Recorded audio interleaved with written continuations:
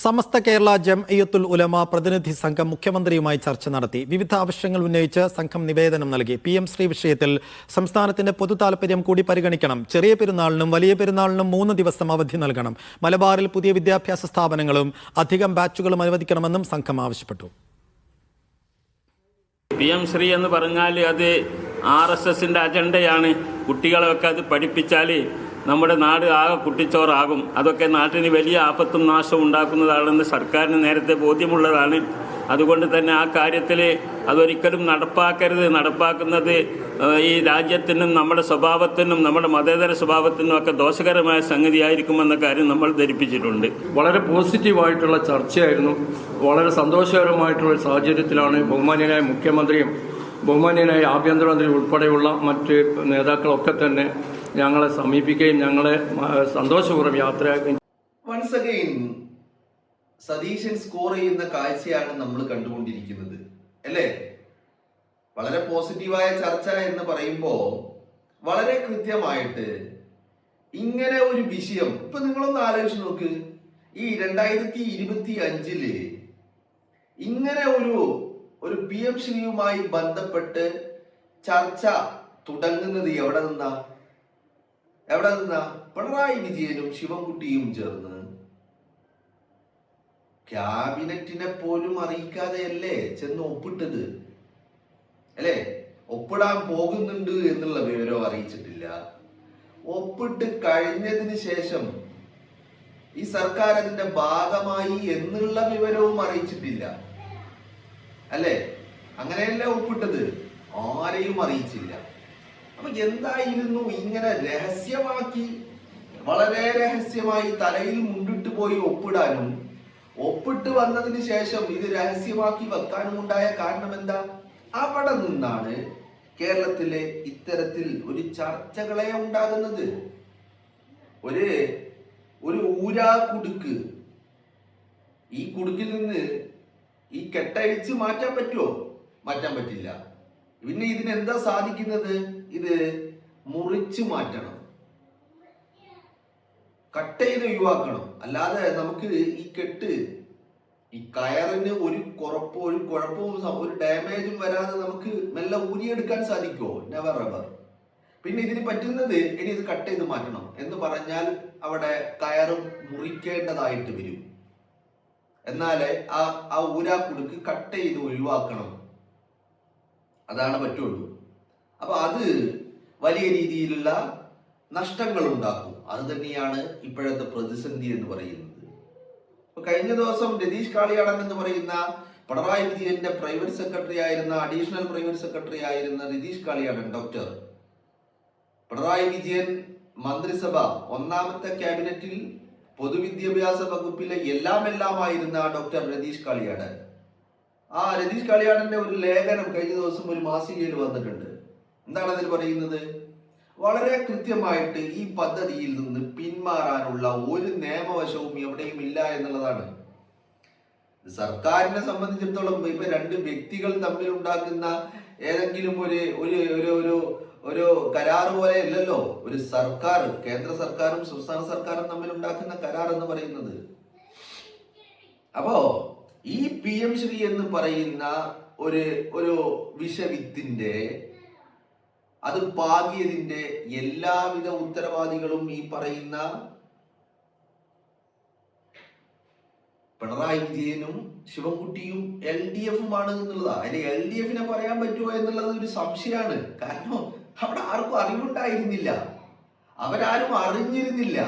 ഒപ്പിട്ട് കഴിഞ്ഞ് ദിവസങ്ങൾ കഴിഞ്ഞ് മാധ്യമങ്ങളിൽ വാർത്തയാകുമ്പോഴാണ് LDF പാർട്ടി എന്ന് പറഞ്ഞാൽ ഔദ്യോഗികമായിട്ട് ഇപ്പോ ചിലപ്പോ ഇത് ഈ പറയുന്ന അഖിലേന്ത്യാ സെക്രട്ടറിക്ക് എന്തായാലും അറിയില്ല. ഇനി സംസ്ഥാന സെക്രട്ടറിക്ക് അറിയായിരുന്നു എന്ന് ചോദിച്ചാൽ അത് സംസ്ഥാന സെക്രട്ടറി ഇപ്പൊ മനസ്സ് തുറക്കണം. ഒരുപക്ഷെ അറിയുമായിരിക്കും, ഒരുപക്ഷെ അറിയില്ലായിരിക്കും. എന്താണെങ്കിലും ഇങ്ങനെ ഒരു വലിയ ഊരാ കുടുക്ക് കേരളത്തിന്റെ തലയിൽ കൊണ്ടുവന്ന് വെച്ചത് അത് പിണറായി വിജയനും ശിവൻകുട്ടിയാണ്. അവിടെ ഒരു പോസിറ്റീവ് ചർച്ച നടന്നു എന്ന് സമസ്ത പറയുന്നുണ്ടെങ്കിൽ വളരെ കൃത്യമായിട്ട് PM ശ്രീയിൽ സംസ്ഥാന government, V D Satheesan government, UDF ഗവൺമെന്റിന്റെ നിലപാട് എന്താണ് എന്നുള്ളത് വളരെ കൃത്യമായിട്ട് സ്വാഭാവികമായിട്ടും സമസ്തയെ അറിയിച്ചിട്ടുണ്ട് എന്നുള്ളതാണ്. മനസ്സിലായില്ലേ? ഇനിയിപ്പോ മറ്റാരെ അറിയിച്ചാലും ഇല്ലെങ്കിലും ഈ വിഷയത്തിൽ ബഹുമാനപ്പെട്ട സമസ്തയുടെ ഒരു ഒരു ഒരു പിന്തുണ അത് ഉറപ്പാക്കുക എന്നുള്ളത് സതീശനെ സംബന്ധിച്ചിടത്തോളം വളരെ പ്രധാനപ്പെട്ടതാണ്. മനസ്സിലായില്ലേ? അദ്ദേഹം അത് നിരന്തരമായിട്ട് ആ ഒരു ബന്ധം അദ്ദേഹം കാത്തു സൂക്ഷിക്കുന്നതുമാണ്. അപ്പോ ഈ ചർച്ചകളിൽ ഈ ബോധ്യം എന്ന് പറയുന്നത് നിങ്ങളൊന്ന് ആലോചിച്ച് നോക്കണം. ബോധ്യങ്ങൾ ഇപ്പോ CPM ഉണ്ടായിരുന്നു. PM ശ്രീയുമായി ബന്ധപ്പെട്ട ബോധ്യങ്ങൾ ഇല്ലാത്ത ആളുകളൊന്നും ആയിരുന്നില്ല. ശിവൻകുട്ടിയാണെങ്കിലും ഈ പറയുന്ന പിണറായി വിജയനാണെങ്കിലും, അല്ലേ? ആ ബോധ്യങ്ങളെ മറികടന്നുകൊണ്ടുള്ള ഒരു ഒരു ഒരു ഒപ്പുവെക്കലല്ലേ ഇത് ചെയ്തത്. അതുകൊണ്ടാണല്ലോ ഇത് വളരെ രഹസ്യമാക്കി വെക്കേണ്ടി വന്നത്. ഒന്നും പരസ്യപ്പെടുത്താതെ സംസ്ഥാന ഗവൺമെന്റ് ആയിട്ട് ഇതൊന്നും പരസ്യപ്പെടുത്തിയിട്ടില്ല. ഇവൻ ഒപ്പിട്ട് കഴിഞ്ഞപ്പോഴും നിങ്ങൾ ആ ഒരു ഇരട്ടത്താപ്പ് നോക്കണം. ഒപ്പിട്ട് കഴിഞ്ഞ് പിറ്റേന്നിറങ്ങിയ ഇവന്റെ ചിന്താവാരികയില് ശിവൻകുട്ടിയുടെ ലേഖനം വരികയാണ്, അല്ലെങ്കിൽ അഭിമുഖം വരികയാണ്. PM ശ്രീക്കെതിരെ ഘോരം ശബ്ദിച്ചുകൊണ്ട് കുരച്ചുകൊണ്ടുള്ള ലേഖനം. അപ്പൊ നിങ്ങളൊന്ന് ആലോചിച്ച് നോക്ക്. ഒപ്പിട്ട് വന്നിട്ടാണ് ഈ കുരക്കുന്നത്. അപ്പൊ അത് ജനങ്ങളെ, അപ്പൊ അതുകൊണ്ട് എന്താണ് ഉദ്ദേശിച്ചത്? കേരളത്തിലെ ജനങ്ങളെ വിഡ്ഢികളാക്കുക എന്നുള്ളത്, അല്ലെ? ഈ വിഷയത്തില് എനിക്ക് തോന്നുന്നു കേരളത്തിലെ മാധ്യമങ്ങള് സമസ്തയുടെ നിലപാട് എന്താണ്, അല്ലെങ്കിൽ സമസ്തയുടെ ഭാഗത്ത് നിന്ന് സർക്കാരിനെ പ്രതിസന്ധിയിലാക്കുന്ന എന്തെങ്കിലും ഒന്ന് ലഭിക്കുമോ എന്നുള്ളത് കുറച്ച് അന്വേഷിച്ച് നടന്നിട്ടുണ്ട്. പക്ഷേ ആ കാര്യത്തില് വളരെ കൃത്യമായിട്ട് സമസ്തയുടെ ബോധ്യങ്ങൾ, ആ ബോധ്യങ്ങൾക്കൊപ്പം നിൽക്കുകയായിരുന്നു സമസ്ത എന്ന് പറയുന്നത്, അല്ലെ? അപ്പൊ ആ വിഷയത്തില് അടക്കമുള്ള കാര്യങ്ങളിൽ ഇന്നലെ സമസ്തയുടെ പ്രതിനിധികള് ബഹുമാനപ്പെട്ട മുഖ്യമന്ത്രി സതീശനെയും അതുപോലെ ആഭ്യന്തരമന്ത്രി രമേശ് ചെന്നിത്തലയും ഒക്കെ കണ്ട് അവിടുന്ന് ഇറങ്ങിയിട്ട് നടത്തിയ വാർത്താ സമ്മേളനത്തിന്റെ ഒരു ഭാഗമാണ് നിങ്ങൾ കണ്ടത്. വളരെ കൃത്യമായിട്ട് ഈ വിഷയങ്ങളിലൊക്കെ സതീശനെ സംബന്ധിച്ചിടത്തോളം, ഈ UDF ഗവൺമെന്റിനെ സംബന്ധിച്ചിടത്തോളം ഇപ്പൊ ഇവിടെ വേറൊരു കാര്യം കൂടി ഉണ്ട് കേട്ടോ. ഇപ്പൊ UDF ഗവൺമെന്റ് അധികാരത്തിൽ വന്നിട്ട് ഈ PM ശ്രീയെ കുറിച്ച് ആകെ എടുത്ത ഒരു തീരുമാനം എന്ന് പറയുന്നത് ഈ കരാറിനെ കുറിച്ച് എങ്ങനെ ഇനി ഇതിനെ കുറിച്ചുള്ള തുടർ നടപടികൾ എങ്ങനെ മുന്നോട്ട് കൊണ്ടുപോകാം എന്നുള്ളതാണ്. എന്നതിനെ കുറിച്ച് അതിനെക്കുറിച്ച് ഒരു ചർച്ച നടത്താൻ, അല്ലെങ്കിൽ അതിനെക്കുറിച്ച് പഠിക്കാൻ വേണ്ടിയിട്ട് മന്ത്രിസഭ ഉപസമിതി വെക്കുക എന്നുള്ള ആകെ ഒരു തീരുമാനം എടുത്തിരിക്കുന്നത്. ഈ വിഷയവുമായി ബന്ധപ്പെട്ട് ഇത് ഒപ്പിട്ടെടുത്ത് നിൽക്കുകയാണ്.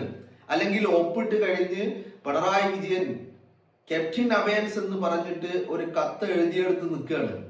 ഇനി ഒപ്പിട്ട് കഴിഞ്ഞ് രഹസ്യമാക്കി എന്തോ താല്പര്യങ്ങൾ ഉണ്ട് എന്നുള്ളത് ഇന്നലെ ഈ പറയുന്ന രതീഷ് കാളിയാടൻ, പിണറായി വിജയന്റെ അഡീഷണൽ പ്രൈവറ്റ് സെക്രട്ടറി ആയിരുന്ന രതീഷ് കാളിയാടന്റെ ലേഖനത്തിൽ അതും പറയുന്നുണ്ട്. നിരന്തരമായ സമ്മർദ്ദങ്ങൾ എന്നുള്ള വാക്കാണ് ആ ലേഖനത്തിൽ ഉപയോഗിക്കുന്നത്. പക്ഷേ അത് കേന്ദ്ര വിദ്യാഭ്യാസ മന്ത്രിയുടെ ഭാഗത്ത് നിന്ന് നേരിട്ടുള്ള സമ്മർദ്ദങ്ങൾ ഉണ്ടായി എന്നാണ് പറയുന്നത്. അപ്പൊ ഇത് സമ്മർദ്ദങ്ങളായിരുന്നോ ബ്ലാക്ക് മെയിലിംഗ് ആയിരുന്നോ എന്നുള്ളത് വേറെ വിഷയമാണ്. അപ്പോ ആ സമ്മർദ്ദങ്ങൾക്ക് വഴങ്ങിയാണ് ഒപ്പിട്ടത് എന്നും പറയുന്നുണ്ട്, അല്ലെ? അപ്പോ ഇവിടെ വളരെ കൃത്യമായിട്ട് ഈ സമ്മർദ്ദങ്ങൾ അതെന്താണെന്ന് കേരളത്തിന്റെ പൊതുസമൂഹത്തിന് മുന്നിൽ വിളിച്ചു പറയാൻ പിണറായി വിജയൻ തയ്യാറാവണം. ഇനി ബ്ലാക്ക് മെയിലിംഗ് ആയിരുന്നുവെങ്കിൽ സ്വന്തം താല്പര്യങ്ങൾക്ക് വേണ്ടി കേരളത്തിന്റെ പൊതു താല്പര്യത്തെ പണയപ്പെടുത്തി എന്നുള്ളതും പിണറായി വിജയൻ കേരളത്തിന്റെ പൊതുസമൂഹത്തോട് പറയണം, അല്ലേ? അതല്ലേ വേണ്ടത്. അപ്പൊ ഈ വിഷയത്തില് വളരെ കൃത്യമായിട്ട് സർക്കാരുകൾ എന്ന് പറയുന്നത്, ഈ പറയുന്ന ഗവൺമെന്റുകൾ മാറും, ഇതിന്റെ തലപ്പത്തിരിക്കുന്ന ആളുകൾ മാറും, ഒക്കെ മാറും.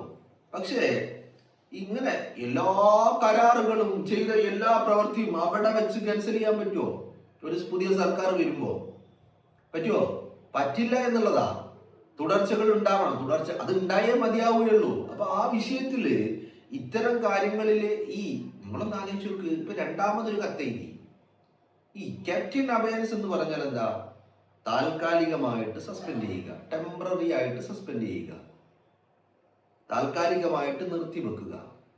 ഈ താൽക്കാലികമായി നിർത്തിവെക്കണം എന്ന് കത്തെഴുതുന്നതിന് പകരം ഈ ഒപ്പിട്ട ആളുകൾ തന്നെ ഞങ്ങൾ ഈ പരിപാടിക്കില്ല എന്ന് തീർത്തു പറഞ്ഞിരുന്നെങ്കിൽ ഈ പ്രശ്നം അവിടെ അവസാനിക്കുമായിരുന്നില്ലേ? മനസ്സിലായില്ലേ? പിന്നെ വേറൊരു കാര്യം കൂടി ഉണ്ട് ഇതില്. നമ്മളൊക്കെ കാണാത്ത ഒരു വലിയ വിഷയം എന്ന് പറയുന്നത്, PM ശ്രീയെ കുറിച്ച് നല്ല ബോധ്യമുണ്ടായിരുന്ന പിണറായി വിജയൻ ഒരു കാരണവശാലും അതിൽ ഒപ്പിടാൻ പാടില്ലായിരുന്നു എന്നുള്ളതാണ് അതിന്റെ ഏറ്റവും വലിയ പരമാർത്ഥം എന്ന് പറയുന്നത്. അവിടെ ഈ വിഷയങ്ങളെയൊക്കെ അവഗണിച്ചുകൊണ്ട് പിണറായി വിജയൻ ഒപ്പിട്ടിട്ടുണ്ടെങ്കിൽ അത് കേരളത്തിന്റെ താല്പര്യത്തിന് വേണ്ടിയല്ല, മറിച്ച് പിണറായി വിജയന്റെ താല്പര്യങ്ങൾക്ക് വേണ്ടിയായിരുന്നു എന്നുള്ളത് ഇപ്പോ രതീഷ് കാളിയാടന്റെ വാക്കുകൾ കൂടി ചേർത്ത് വെച്ച് വായിക്കുമ്പോൾ നമുക്ക് മനസ്സിലാക്കാൻ കഴിയും. അല്ലെങ്കിൽ എന്താ പിണറായി വിജയന്റെ മുകളിൽ ഇത്രമാത്രം സമ്മർദ്ദം? നിങ്ങൾ എപ്പോഴെങ്കിലും ആലോചിച്ചിട്ടുണ്ടോ? അപ്പൊ ഈ വിഷയത്തില് വളരെ പോസിറ്റീവായ ചർച്ച നടന്നു എന്ന് സമസ്ത പറയുമ്പോൾ ആ പോസിറ്റീവ് ആയിട്ടുള്ള ചർച്ച എന്ന് പറയുന്നത് ഈ വിഷയത്തിൽ എന്താണ് നടപടി ഉണ്ടാകാൻ പോകുന്നത് എന്ന് ചോദിച്ചാൽ അതൊരു പോസിറ്റീവായ നടപടി ആയിരിക്കും എന്നുള്ളതിന്റെ സൂചന തന്നെയാണ് എന്നുള്ളതിൽ ഒരു തർക്കവും ഇല്ല എന്നുള്ളതാണ്. പക്ഷെ അതിന്റെ ആഫ്റ്റർ എഫക്റ്റുകൾ എങ്ങനെയായിരിക്കും കേരളത്തെ ബാധിക്കാൻ പോവുക? കാരണം ഒരു കരാറിൽ ഒപ്പിടുന്നു, പിന്നീട് അത് അങ്ങോട്ട് ഇനി നിയമപരമായിട്ട് ഇതിൽ നിന്ന് പിൻവാങ്ങാൻ പറ്റില്ല എന്ന് ഇതുമായി ബന്ധപ്പെട്ട ആളുകൾ പറയുന്നു. അപ്പൊ നിയമപരമായിട്ട് പിൻവാങ്ങാൻ പറ്റില്ലെങ്കിൽ പിന്നെ എന്ത് ചെയ്യാൻ കഴിയും? എല്ലാം ചർച്ചയാണല്ലോ, എല്ലാം മാറ്റർ ആണല്ലോ, എല്ലാം പരിഗണനാ വിഷയമാണ്. അപ്പൊ ഇങ്ങനെ ഒരു വലിയ പ്രതിസന്ധിക്ക് കാരണം അത് ആരായിട്ടുണ്ടാക്കിയതാ? അത് പിണറായി വിജയൻ ഉണ്ടാക്കിയതാണ്, ശിവൻകുട്ടി ഉണ്ടാക്കിയതാണ്. അറ്റ്ലീസ്റ്റ് ഒപ്പിട്ട് കഴിഞ്ഞപ്പോ ഈ പറയുന്ന ബ്ലാക്ക് മെയിലിന് പുറത്താണ് ഒപ്പിട്ടതെങ്കിൽ, ഒപ്പിട്ട് കഴിഞ്ഞൊരു കത്തയച്ചപ്പോ അറ്റ്ലീസ്റ്റ് അപ്പോഴെങ്കിലും നിങ്ങളൊന്ന് ആലോചിക്കണം, ആ കത്തയക്കാനുണ്ടായ സാഹചര്യം എന്താണ്? ഉയർന്ന പ്രതിഷേധങ്ങളാണ്. പാർട്ടിക്ക് അകത്തു നിന്ന്, പുറത്തു നിന്ന്, പ്രതിപക്ഷത്തു നിന്ന്, മന്ത്രിസഭയിൽ നിന്ന് പോലും പ്രതിഷേധങ്ങൾ ഉണ്ടായപ്പോഴാണ് ഒരു കത്തയച്ചത്. അങ്ങനെ ആ കത്തയക്കുമ്പോ അതിൽ ഏറ്റവും മാന്യത കാണിക്കണമായിരുന്നു. ഈ ടെമ്പററി ആയിട്ട് സസ്പെൻഡ് ചെയ്യണമെന്നുള്ള ആവശ്യത്തിന് പകരം എന്തുകൊണ്ട് ഞങ്ങൾ ഇതിലില്ല എന്ന് തീർത്ത് പറയാൻ പിണറായി വിജയനെ കൊണ്ട് സാധിച്ചില്ല.